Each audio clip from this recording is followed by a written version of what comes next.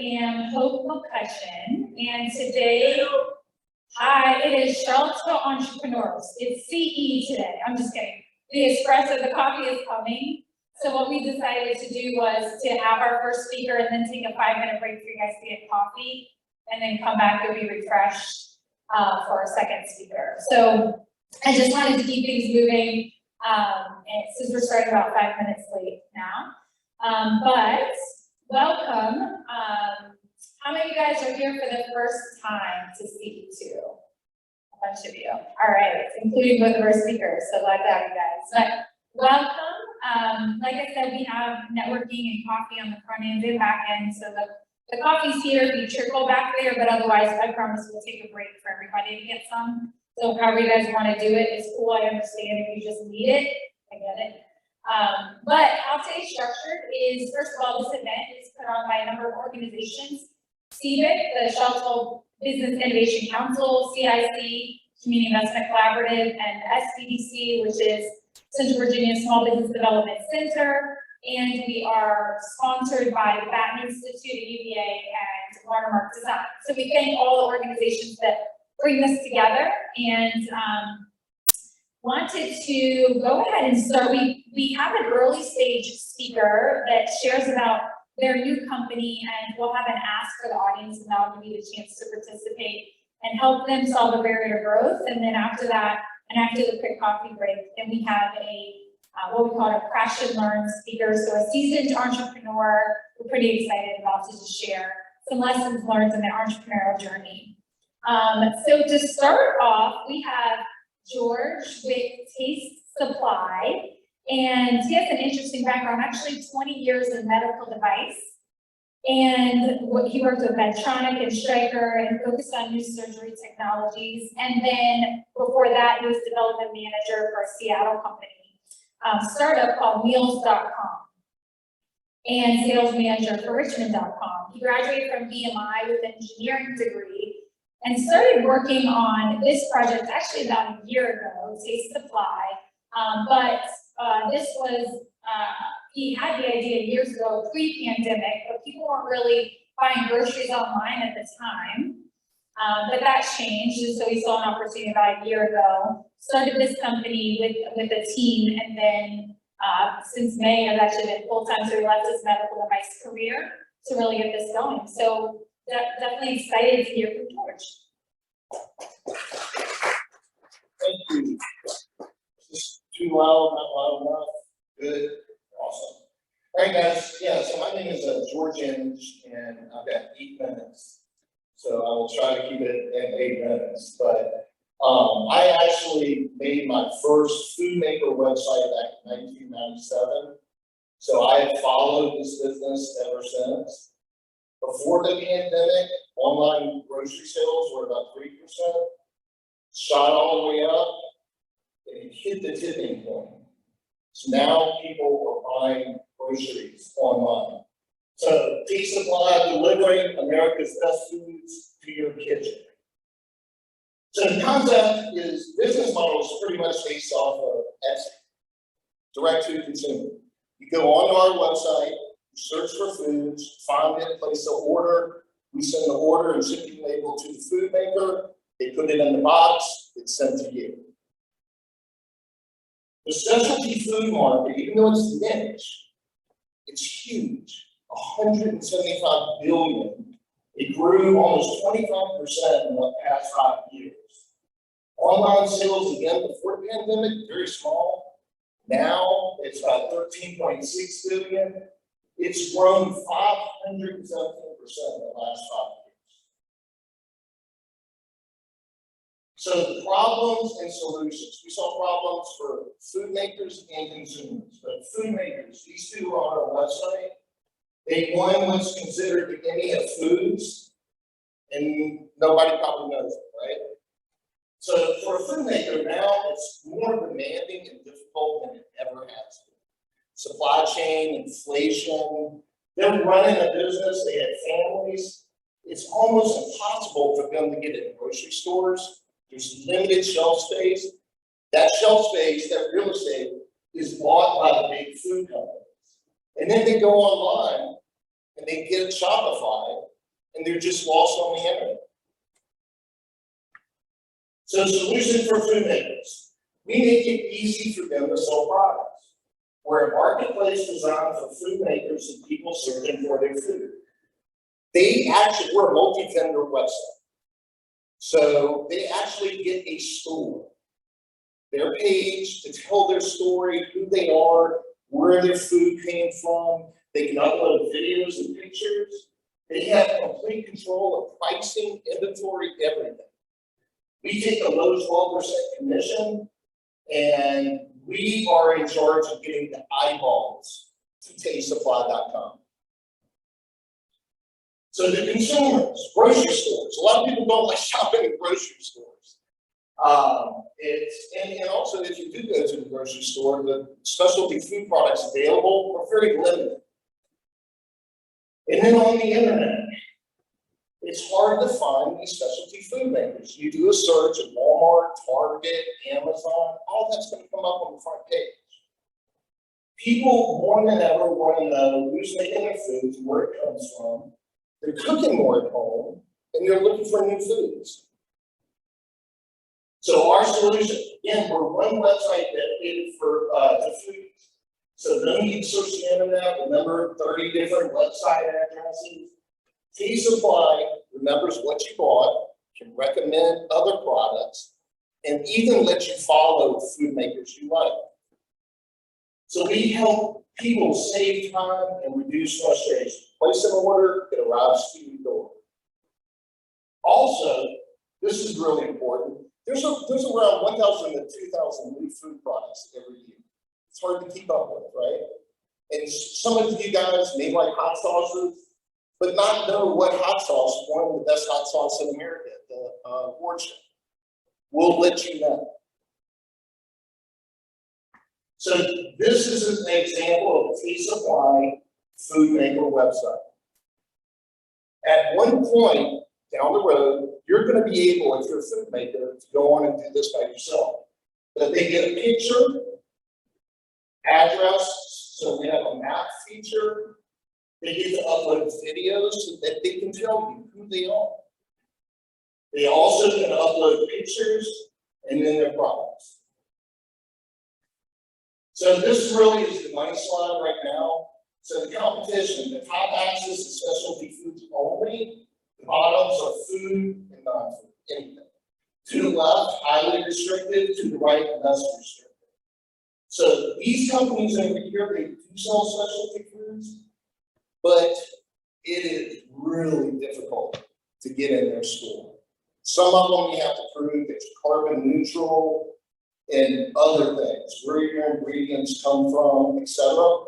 We're somewhat restricted. Early on, we're going after companies that win the awards, that are new, that understand technology, and then as we build, we're going to take on more food makers.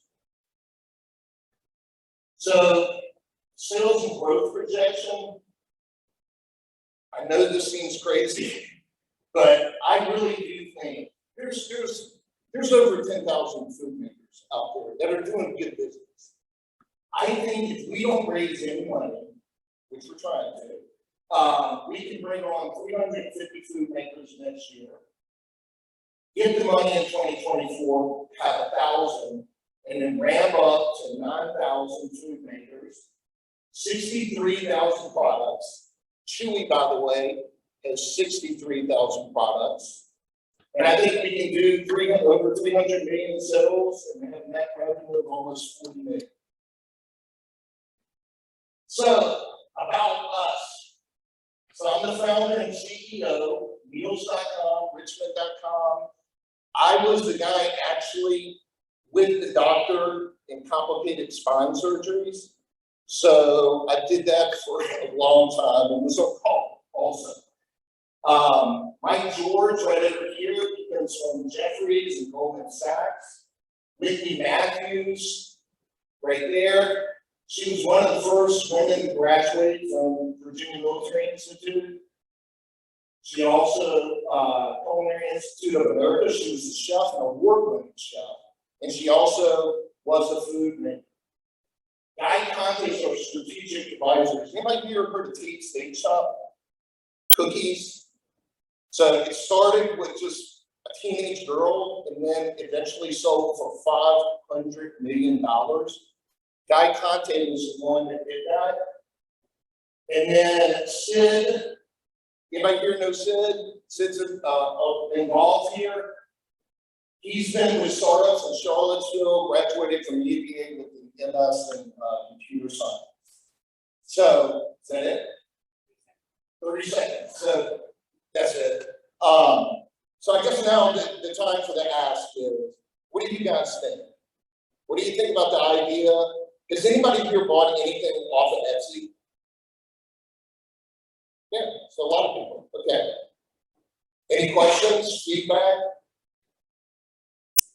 So, I'm gonna give the mic to so the recording can hear it, but, basically your ask is he wants feedback on, their idea and any potential, poke holes in it as well, so that they can make sure that they're solving that. Did you talk about the delivery shipping thing? Did you touch on that at all? One issue that we know we're gonna have early on, but there's numerous ways to fix it, is shipping. So as we grow, we can negotiate lower shipping prices. Right now, we're direct to consumer. At some point, we are looking at warehousing some of our top selling products. Or offering gift baskets or packages and things like that. Another option is partner with a company like Target. So the cost to acquire customers can be pretty high, right? So for Chewy, the cost to acquire customers is around $50, $60. So to pay shipping for an order of $15, we can get somebody from Target or somebody else. The people buying these foods, they want them as customers, right? So Target can pay for the shipping, have it delivered to a local Target store, and then we send the customer in for a CAC of $15 or $20, which is really low. So the reason George is comparing it to Etsy is because it's similar in that each individual retailer is gonna ship their own product. And so it's figuring out, are there barriers or, would you guys shop from that sale? Would you buy multiple products if you had to pay in the beginning an individual shipping fee? And so they're looking for solutions around that, but that's ultimately the scenario right now. Yeah, that's the biggest issue that we see, but then again, as we were discussing, so, and I didn't mention this, but one of the main reasons why I wanted to do this initially was to help food makers, right? So these people are out, it's a tough job, and they're making some of the best foods, right? You go to a restaurant and the chef is creating foods and you're like, great, but you can't find these foods in grocery stores. You can't find these Virginia peanuts in a California grocery store. One of the biggest ham makers in Virginia, Edwards, right? They're in 5-star restaurants in New York City. He told me he can't get a ham in a grocery store west of the Mississippi. So we think, we really, and I can't believe somebody hadn't done this in the past. And obviously, 2 companies did. One was out of White House called Foodseed, and another one was out of Techstars called Foodoro. But they started in the mid-2000s, right? So think about Chewy. There was a website called pets.com, and they went out of business because they just started too soon. So with the tipping point being hit, and people actually look at it, especially in the morning. When I go out to eat with my daughter, she always takes pictures of her food. So eventually we're gonna build out our marketplace first, but Tate's Bake Shop, right? Little girl from Long Island selling the company for $500 million. We're gonna tell these food makers that we're gonna build amazing relationships with. That we're not only gonna help you make money and grow your business, but when you need capital, come to us. So we'll be your Shark Tanks, right? Don't go to the market and on the Shark Tank. Just come to us. Right, so, it's a money here.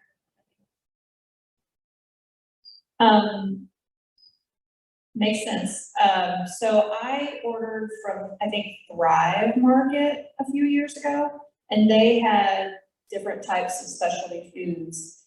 And I ended up, I've tried several different types of food delivery. And for me, it's always like one more thing to do because I can't order my milk or my bread through a specialty foods. So I am not the person, I think, that is your customer. So I'm just wondering who is your customer? Because as someone that's tried to do this kind of thing,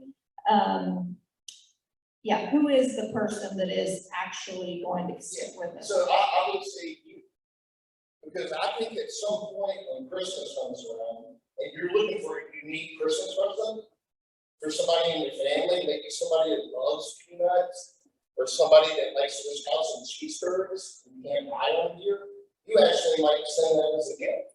I mean, a lot of people do, right? So you could be, and Thrive is a great idea. Does anybody know who Thrive is? So Thrive is like healthy, all natural Costco online. So, and then also to hit those numbers that I was just at. So last month, 68 million people bought groceries online. To hit those numbers where I was just out lately, we're only anticipating about 2.5 million. So out of 200 million people legitimately that are adults, right? That's only 2.5 million people purchasing. Yes. George, I've got two suggestions for you. One, I happen to have on my list today to go build a local basket for somebody in Texas. So I'm gonna have to go to Foods of All Nations or somewhere like that to do it. So I think I encourage you to figure out how would you serve someone like me that wants to send 3 to 10 things, different ones off your table. You'll have to solve your shipping issue. You'll have to solve your inventory issue and things like that. But I think the one-off is going to be a challenge because it's only places like Amazon that let me have ordered by Prime and I have to buy 6 of something to get them in. I think the amalgamation could be important. Yeah. So was that both? Well, the other one is, have you ever heard of Naked Ones? Yeah.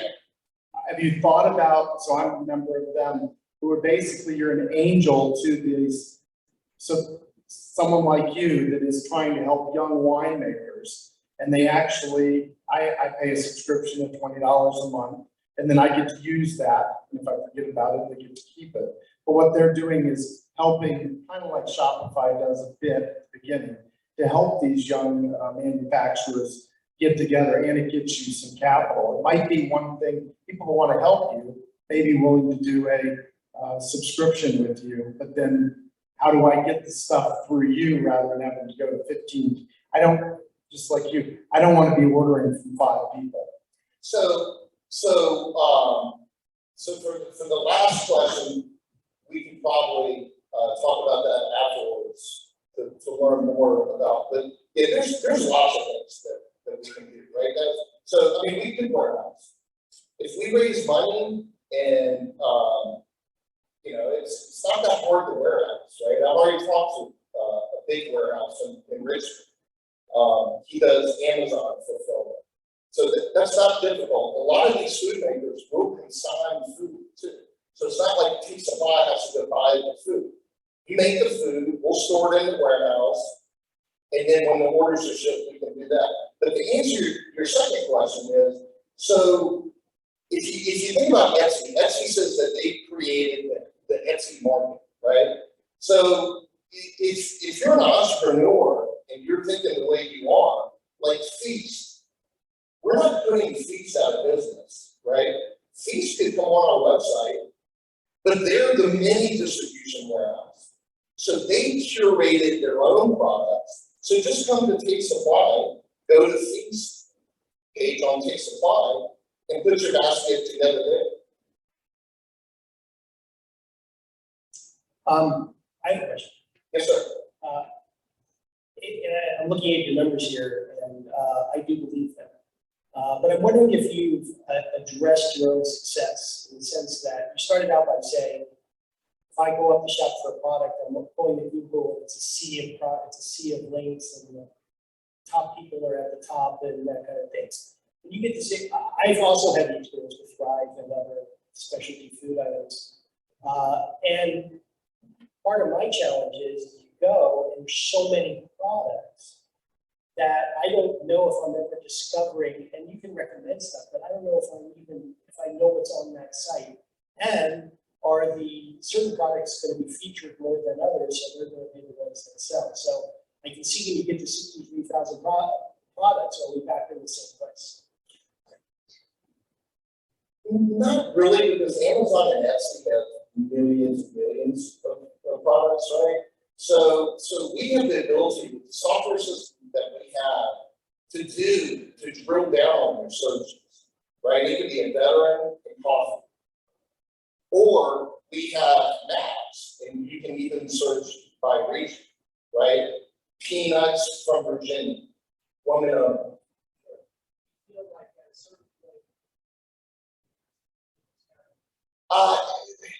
We're trying not to get there because there is that point, right, where there's 50 types of peanut butter.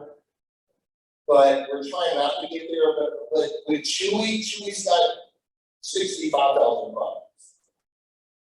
And their market cap is 15 billion. So if that's my problem, at 15 billion, and our Chewy's market's only 60, 70 billion. Our market's 175 today. Dude. Yes, sir. Hey, I'm gonna give you the mic. You highlighted the delivery issue, and I think it's a good one. Because to your point, if I want to buy Virginia peanuts as a present, 1, 5, whatever containers from a single vendor, one package, that's fine. But as you grow the number of SKUs, and I'm buying 10, 15 things from 15 packages, that's not ideal. 2 potential ways to solve it, you sort of alluded to. 1 might also lower your cost of acquisition, delivered to a Target. 7-Eleven used to do a partnership with Prime. They sell in bulk, they sell bread. Same with other grocery stores. To the extent you can bring them in, you can have storage areas, of course. The other idea would be to borrow from something Prime does, although you might have to take it a little further, which is if I'm buying some of this stuff, and most of it appears to be non-perishable, shelf-stable, it might be for gifts, it might be for holidays. If I'm willing to delay delivery to aggregate my order, maybe you work with the peanut maker, the popcorn maker, and the hot sauce maker from 3 different states, and I say I want it by the end of the month. They send you 50 tubs of peanut. You don't have to fully warehouse it. You're just aggregating orders, and then you send me 1 package with my 5 items in it, and him 1 package with 3 items in it, and you sort of delayed and aggregated your shipment in some way. Yeah, and so that's a good point, and there are lots of solutions. So again, we could go to warehouse. That would be easy. Right now, I can't do that, right? So, but not saying that I'm not going to, or there could be lots of little feasts all over, and you just go to them and you say, hey, you're my, technically you're a little mini warehouse, you're a micro warehouse, right? And then maybe Feast gets the idea that, hey, I can work with Feast Supply, and I'll bring on more inventory in Virginia, and I'll be the one that when people want a Virginia gift package, that they go to Feast on Take Supply. So, and then there's something else. So, like we were discussing pricing. So, the way it works right now, guys, is if I make this peanut and I sell it for $10 on Take Supply, to get it in a grocery store, if I can, I have to basically hire a distributor, pay them 20, 30, 40% commission. And then the distributor will sell it to the grocery store at a reduced price. So technically, instead of me selling that for 10, I'm selling it to the distributor for $3. The distributor marks it up to 5. They sell it to the grocery store at 5, that marks it up to 10. So potentially, the food maker who we talk to, say, hey, look, if you order 3 of these, shipping's on them. Because they're still making more than they would at wholesale price. So they've got a lot of flexibility, but there are answers. And the reason why I brought up Target is because Target tried to get in the grocery business, but they have limited shelf space, right? And it's just too hard for them to build out.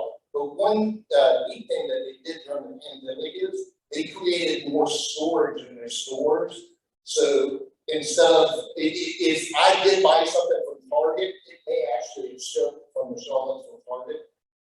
So they potentially would love and have the room for you to order from 5 different food makers on Food Supply free.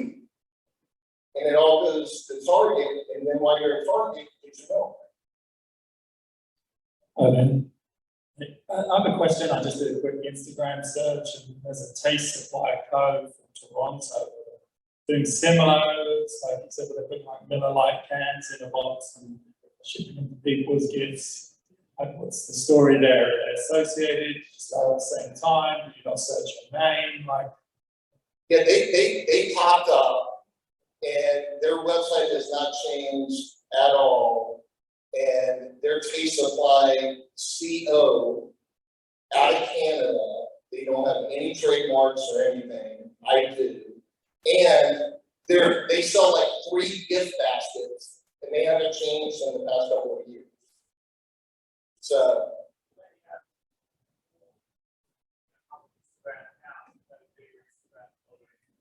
we might help them increase their Instagram account. But I think, you know, when you do a search on Google, Taste Supply, even though technically we haven't launched, we come up first. And then we click on it and say there's 3 gift baskets. So, I mean, there are other companies named Amazon. And there's even a company, a workout place in here called Zoom something. So there are other Zooms too, right? So we just think that at some point, at some point, we just create a name like Etsy and make sure that nobody else has it. Awesome. Thank you so much, George. Yeah. Do you have your contact information up, or do you want to? I don't, but if anybody wants to, and also in the beginning, Chewy was Mr. Chewy. And at some point they changed, just to Chewy. So how can people get in touch with you if they have more ideas for you, or they want to? I've got business cards, or we could do something that way. Yeah, sorry. Yeah, what's your email address? George@tastesupply.com. All right, so George@tastesupply.com, and then there's gonna be business cards in the back as well? Yes. That sound good? Okay. And also, you guys, if you want to take some of these foods, that's why we brought. First come, first served.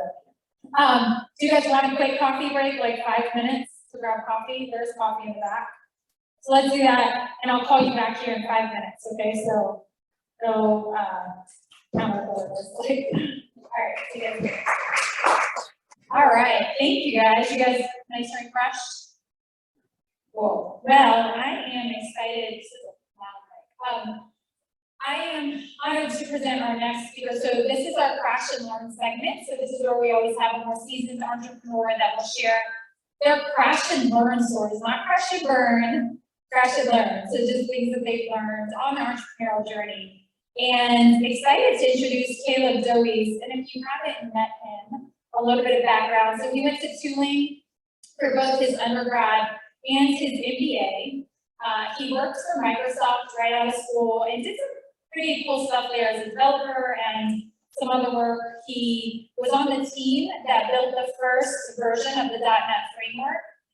And then after that, did some consulting for a number of organizations like SAIC and Investure, and was exposed, obviously continued into software development, business finance, etc.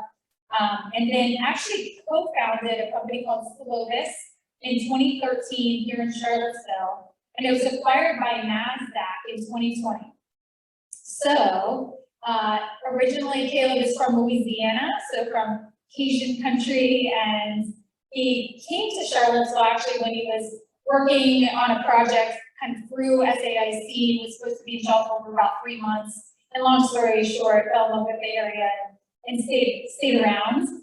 He is married with an 8-year-old, and now, since his exit from from Solovis, has started his own company really just to be able to continue to work on projects. Also, there are a couple patents with his name on them for work he did back with Microsoft, but is continuing to be creative right now, basically building games for his son and educational and whatnot. So help me welcome Caleb.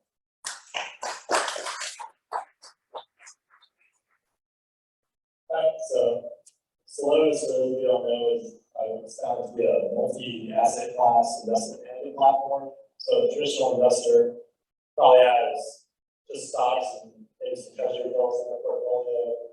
But if it gets like a college endowment or a pension, they're investing not just in stocks, but in private equity funds. So, just invest in them, that's like a commitment capital, and probably open up the rest of the money, so you have to keep track of all of that. They'll have bonds, options, maybe keep oil bills, you want to know what to expect output of it in the future. There's a much broader range of, sure, yeah. So there's a much broader range of types of data you're trying to track for all of that. And a lot of the existing systems that were on the market at the time were very siloed, which is one of those asset classes. Or they were just very rigid in their structure, whereas a lot of big investors have fairly complicated investment structure, well organized things in the funds, and different people in different portions of different funds. So part of what we did was just try to build a system that could account for all of that. And this is like probably the worst public speaker in the world, this like things for nonsense to talk about, so I'm just sit here staring at the stage thinking something. So okay, yeah, so we have a lot of challenges and tough decisions along the way on how we want to grow the company.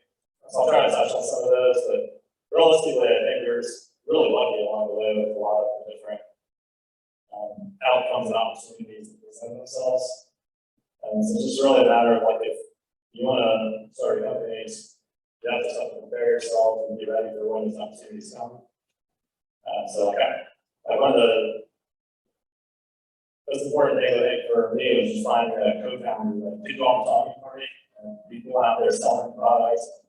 I just kind of be in the back office trying to build the system. And I'll probably also just kind of rant more about this system and product a little bit too much, but really it's part of building a successful company is assembling a team of people that can really help carry out your vision and support the product and be out there selling it and helping clients take the most out of it, make them excited about it. So for my part, like I grew up in a small town in Louisiana, everybody I thought successful just like a doctor or a lawyer. So I kind of went to college thinking I was going to go to medical school, but like as a kid, I just wanted to learn how to make games. So I had that on some programming books that I went through cover to cover and just kept working on projects on the side for fun. Got to college after that year, I was like, pretty good at programming stuff, I should all get that for me. So the game development stuff, so everybody wanted to do that, so they're all getting overworked, so I kind of went more to the systems route, which led me to work at Microsoft after I graduated. They just told me I was going to be working on something called Project 42, so I had no idea what I was going to work on. And that just turned out to be the first version of the .NET framework. So that's a pretty exciting time because there was up the hallway from down here just time to pilot for and the dorm selector and all the support parts of it. So I really got a chance to learn a whole lot there about distributed systems and all sorts of things. But like probably over the course of the first couple of years, I realized that the big company life really wasn't for me because I was the kind of person who like just work on my own time, like even on the weekends. Or there's this one case where they were going to cut a feature from .NET framework unless we could get the performance time down from this one test from 180 seconds down to 3 seconds.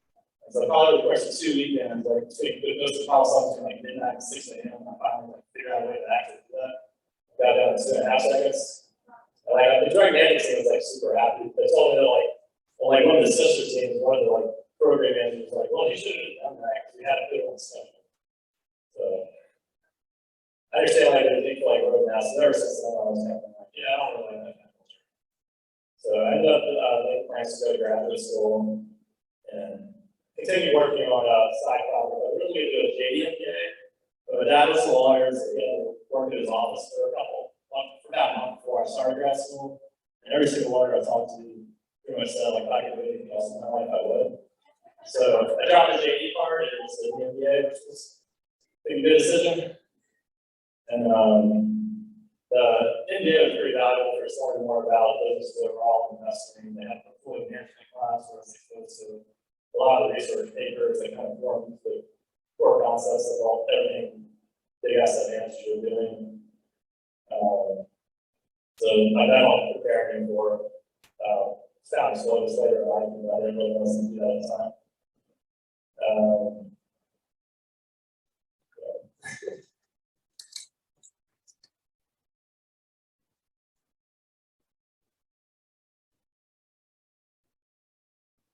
So after grad school, I was going to just pass through Charlottesville and pretty much software contracts. My original plan was to go work for a hedge fund or something like that. But this is like I said, this whole process for a while before I think I'm actually going to do next. And I decided I like working in jeans, hang out around Charlottesville, so I wear a suit every day in New York where it's freezing cold all the time. Or Ce-2. Ended up meeting my wife here, like when I got back in 2010, which is also where I met meeting my co-founders and networking support, and I get out there with people. He didn't know I was a software developer at first, and someone else told him, so he ended up like bringing me on a project, he was doing this company, which was over in last year. And so I helped with some technology projects there. I ended up leaving to do consulting in the States for his wife's residency, who was out of town in Alabama. And a year later, he called me up and said, like, it looks like they're still not good in the States, you don't have to start a company. My project was lying down, and I was like, sure, why not? And so the original plan was that we were going to go raise capital, acquire existing products, and try to build off of that. But after like a few months of like research, it was pretty clear like none of the existing platform market were going to make for a good foundation. So we just shot down that idea. We were sitting at one meatball place over on Main Street.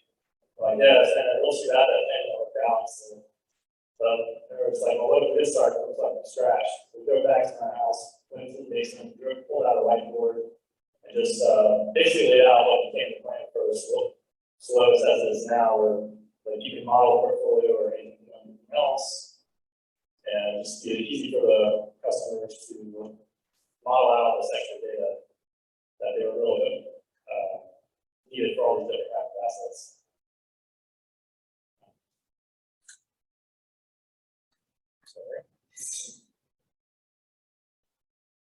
Okay, so really like the market opportunity was that first thing that really was in our favor. Because it seemed like the existing systems were all written by accountants who didn't understand software development. And they looked like they're from late 80s, early 90s, but they're my software developers that in finance. So the fact that like both my business partner and I like really understood the financial aspects and capital systems like really worked out nicely for us to be able to like bring something to market that was going to get people to cost associate what they were doing. And the fact that like we were starting from scratch, not having to raise capital, like gave us a little bit of room to just spend a year of our own time building out before we even tried to go raise capital. Our first customer had actually from consulting projects, a business partner was doing. And he's looking at their spreadsheets and he's like, it's going to be too hard to fix this. Why don't you try out the system we're building? And they ended up deciding that they really liked it and wanted to invest in it. So we took them on as our first client and first investor. That was probably like another great thing about our market is that all of our clients are also investors. So we didn't have to try to go out and find people who were interested in investing. They just kind of were coming to us and we were meeting them through the sales process.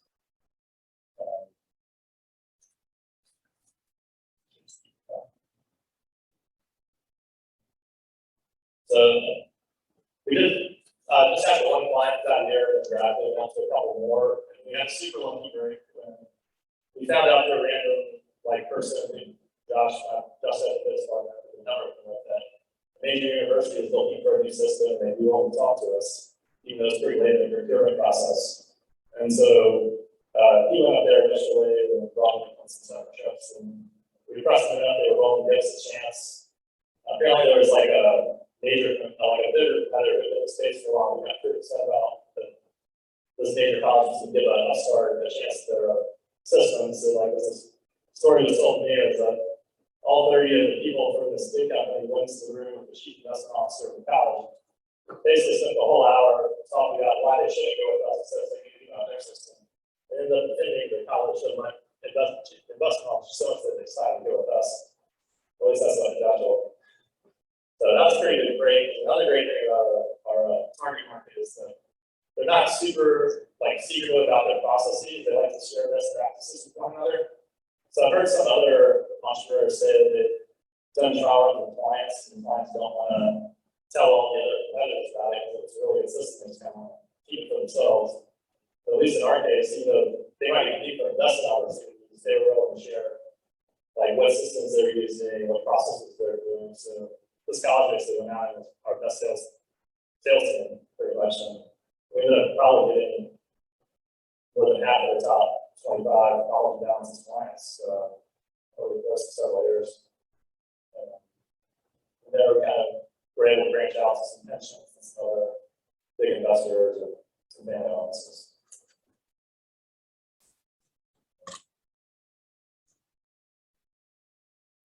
Like in terms of like capital raising, I feel like that's sometimes people ask me about is like how do you decide when to take on capital and how like fast you grow the team.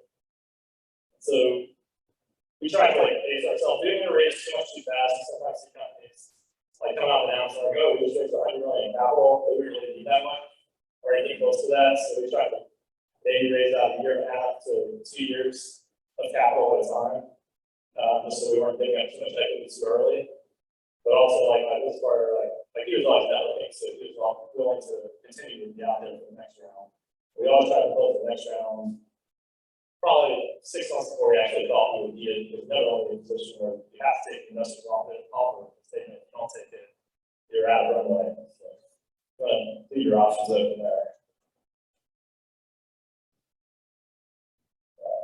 Like another really important factor for us is just the value add of our investors and the board members that we had. Like they were invaluable, just like helping us decide like what size sales and marketing team we did, like what sort of targets we should be studying, and what sort of compensation plans we should do for the salespeople in terms of commissions and appropriate amounts of pay. So if you're going to raise venture capital, like you want to make sure you're growth fast, but also you want to find people who are experienced in industries that are actually helping you out and guiding you, and not just kind of there waiting for a paycheck at the end of the day.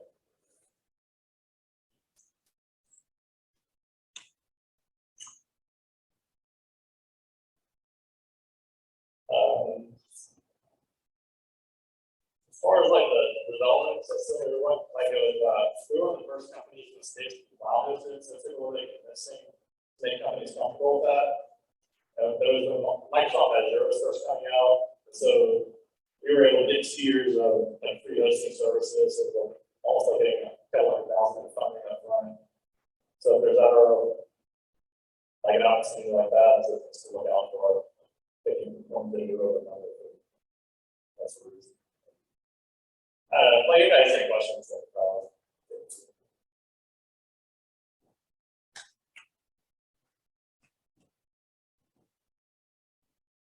So thank you so much for sharing your story, Caleb. Who has questions? Yeah. Questions for Caleb?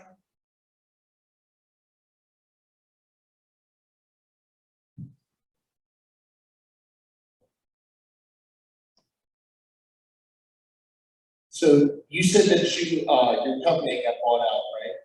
Yeah, so we were acquired by NASDAQ. Another lucky thing, like it closed March 6, 2020, so the day before the markets crashed on that Monday. So I think a lot of deals got scuttled by that. I was curious, were they the first ones that approached you about buyout, and what was that process? We had a number of people approach us over the years, but we didn't get like a serious offer probably until 6 months before that. Where we had 2 firms kind of express interest that we talked to for a while. And then once we had a sort of a fairly firm offer from one of those firms, our boards decided to seek out an investment banker, and they went out to 5 strategic partners and said, would you guys be interested in it? Here's what's on the table, like, could you do better than us? So NASDAQ decided that they were interested. Question?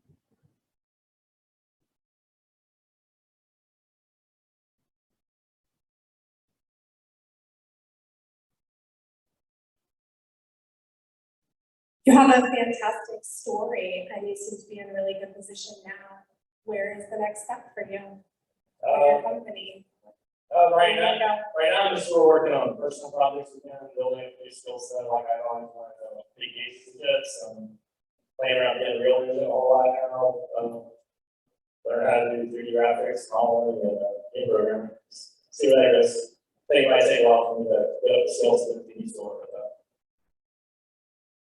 I did have one other piece of advice I forgot about. If you're thinking about checking like the LLC box or the C Corp box, like be sure to ask your founder about qualified small business stock like QSBS. So we didn't know about that when we first formed our company, but effectively you get up to $2 million like after tax back, because they'll discount all of the capital gains taxes for the first 10 million. If you're a C Corp for 5 years and you meet certain qualifications. So that's less expensive than this check outside of it. If we were in that LLC for the first couple of years before we switched to C Corp, but we were only a C Corp for 4 years and 3 months. So, short in time. Any more questions for Caleb?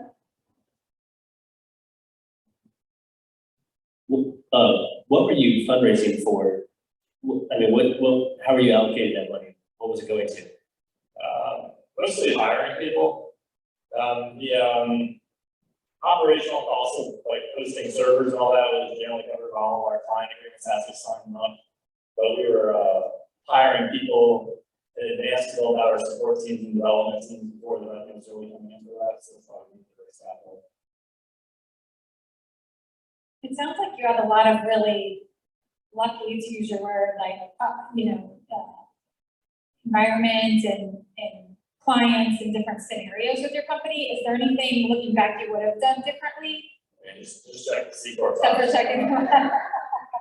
Yeah. Yeah, I mean, there's not like when the decisions we made, I feel like those were probably the ideal ones we could make, given the information we had at the time.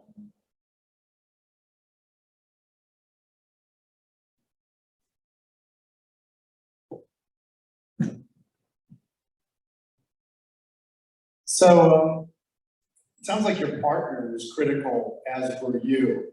A lot of people, as they grow, they can't do everything, but bringing on a partner to share the business and share the success, and it sounds like in this case, share almost the limelight fronting for your product. How difficult is that, and what advice do you have for people that need a partner with other skills to take the business to the next level? And like I never really liked the limelight anyway, so I was fine with him being the one out there talking to everyone. But like you really just can't do it all yourself. And like I spent like years and years just building stuff on the side, and like every now and then you see like, oh, this company's filed for like several $1 million, and it's like, oh, I already built that. But like it doesn't matter kind of like a team supporting it because they're really kind of building like I think it's built up around it. It's not just the products.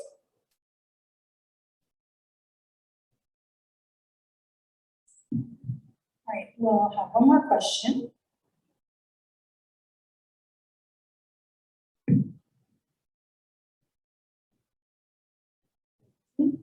This is kind of a random question, but just your presence and your background and your experience, do you think, have you ever considered being a professor? And you have to get up and like give lectures all the time. I feel like it just be like it just be like a mentor for people, like just be a lot of like questions or something like that. I'd be a very good professor. You have a lot of background experience, so it would be interesting to see you teach others about what you've been through in your journey. There's a lot of professors that have like guests in, so maybe that would be a nice middle ground. There's some in this room even that maybe we can be a guest. Okay, well, thank you so much, Caleb. I really appreciate this. You sharing your journey and your story, and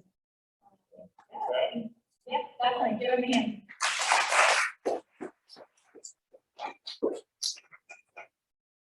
Awesome. All right, so let's do announcements real quick and then that will conclude today. So I mentioned earlier that this is run by a couple of organizations. What we do announcements for is upcoming events or if your company is hiring. So we're going to start with any upcoming events for our companies, our sponsors. So let's start with SBDC, Small Business Development Center.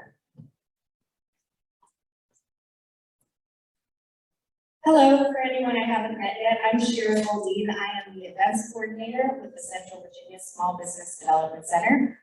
And we've got all sorts of stuff coming up. I did not plan what I was going to say today, so we're about to find out what happens. Things that come to mind are that we will be running our Founders Series one more time this year, starting October 18th. This one's going to be Tuesday evenings, 4:30 to 6:30 p.m. So that is a 5-week series that covers sort of a crash course of everything you need to know to run a business. And there's more information about it on our website if anyone's interested. Take a look at that or feel free to find me. Other things we've got coming up, we are part of the Quad County Business Summit, which this is probably a largely Charlottesville-based group today, but just in case we've got anyone from our rural counties, that is going to be Fluvanna, Louisa, Orange, Green, and Madison counties are part of Quad County. Yes, it's 5 counties and it's called Quad County. And part of that is the Quad Tank Pitch Competition. So for any businesses based in those 5 counties, you can apply to be part of Quad Tank, which has, as of last I heard, a $6,750 cash prize. So that's a really great opportunity for anybody there. Other things we've got coming up, I know Hannah's going to talk about resource fair. I think that about covers stuff. We've always got lots of events happening. I really just recommend looking at our website. And for anyone that doesn't know much about SBDC, our core offering is one-on-one business advising. So we have a network of business and technical advisors that can offer expert advice on just about any business topic you can think of. Basically, if you have questions, if something's not working well, you come to us, we help you figure it out. And we are available as much or as little as you need us, and our services are offered free of charge, which is lovely. I think that covers things for me. I have business cards at the back. My name is Sarah Dispel, so I'm not going to try to tell you my email right now. But just come find me if you have any questions, and thanks for coming. Hi, everyone. I'm just going to segue off of that. I'm Hannah,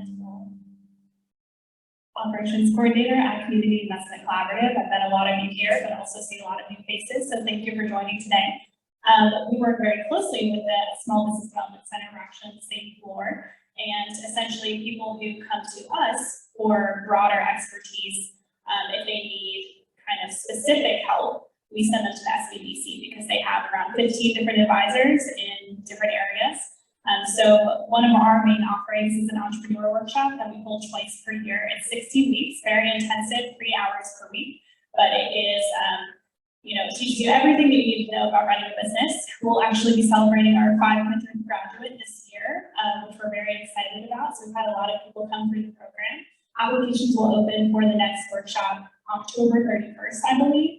So if that sparks any interest here, or if you know someone who might be interested, you can fill out a form on our website and be entered into our system so that you'll automatically be notified when the application's open again, or you can feel free to email me. I'll give my email at the end. I also have business cards in the back. I think this is the first time we both remembered ours in the same session, so that's a win. So yeah, we have the entrepreneur workshop. We also have a collaborative space, which is a very low-cost co-working space that is available to anyone. We have some conference rooms that can be rented out. We also do a mentorship program, we have a financial management program, and we do microloans up to $50,000, used to be $35,000, but that's gone up just this year, so that's very exciting. So yeah, we've got a lot of stuff going on, and we're happy to talk with people if they're looking for help for their business and answer any questions. So for some upcoming events, we've got a couple. The soonest one is the resource fair. This is something that we do twice per year. It's an opportunity for entrepreneurs to come and get one-on-one expertise. It's kind of a one-off. So this fair is happening next Wednesday at City Space, just down the mall. It's happening from 12 to 4. And the way it works is we have volunteers who are coming.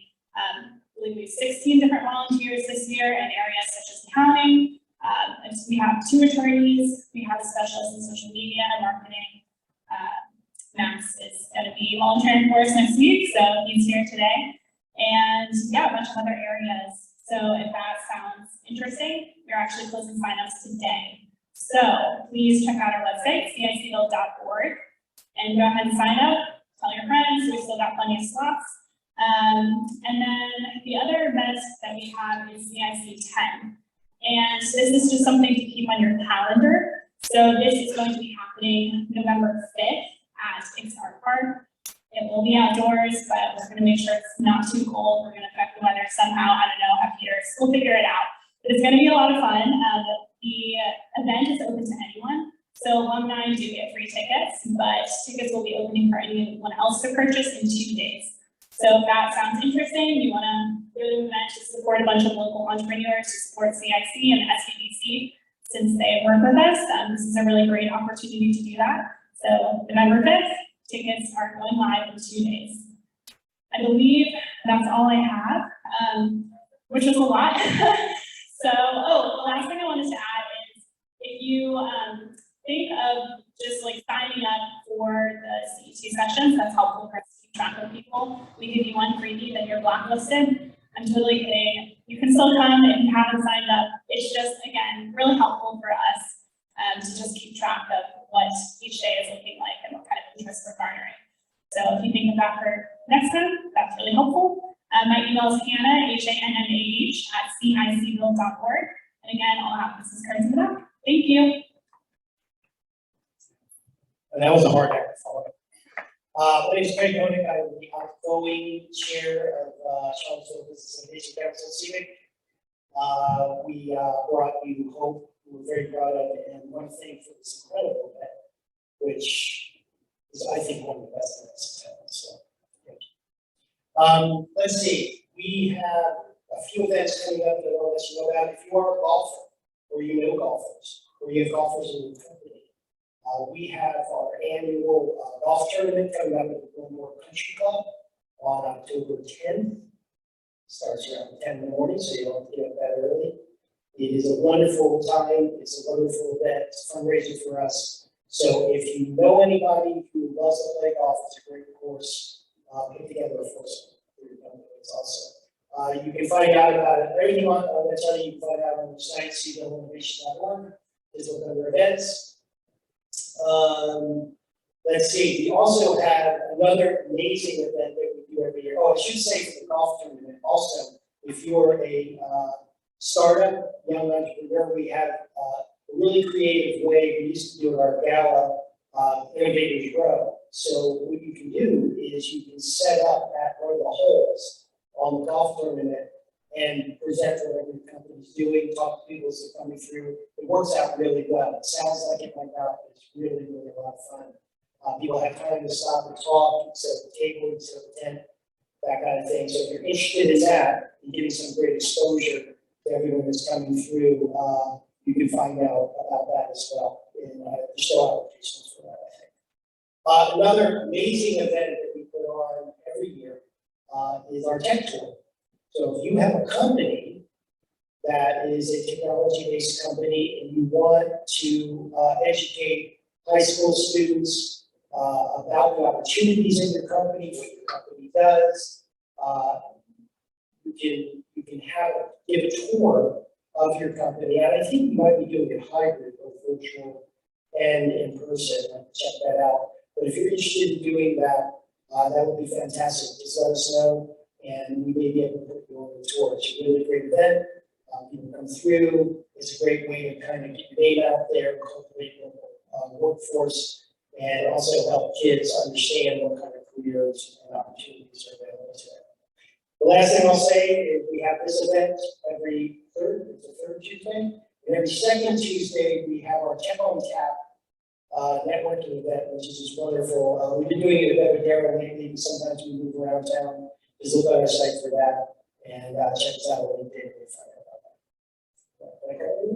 Okay, thank you. All right, thank you, Greg. The tech on tap is 5 to 7, don't come 8 to 10 trying to drink some beer and network, right? The tech on tap is an after work, not a pre-work. Yes, I'm sorry. I like this one, 5 to 7. Yeah, how cool is it, if you're trying to get involved in the entrepreneur community, that we spend 10 minutes talking about all the different opportunities? I think that's pretty cool. So we'll close with, is anybody hiring? You have the opportunity now to share with the room and people watching the recording if your company's hiring. I'm gonna give you the mic so we can hear it online, but go ahead and share.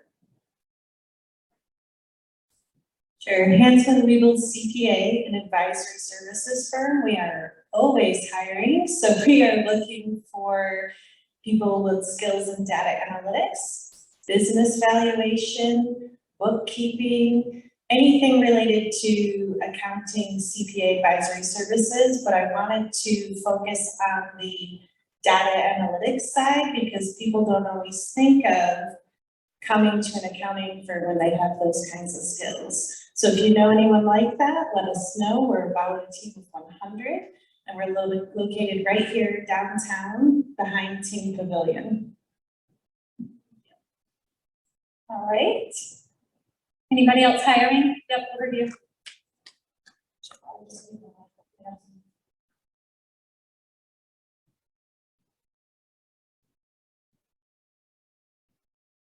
Yeah, hi.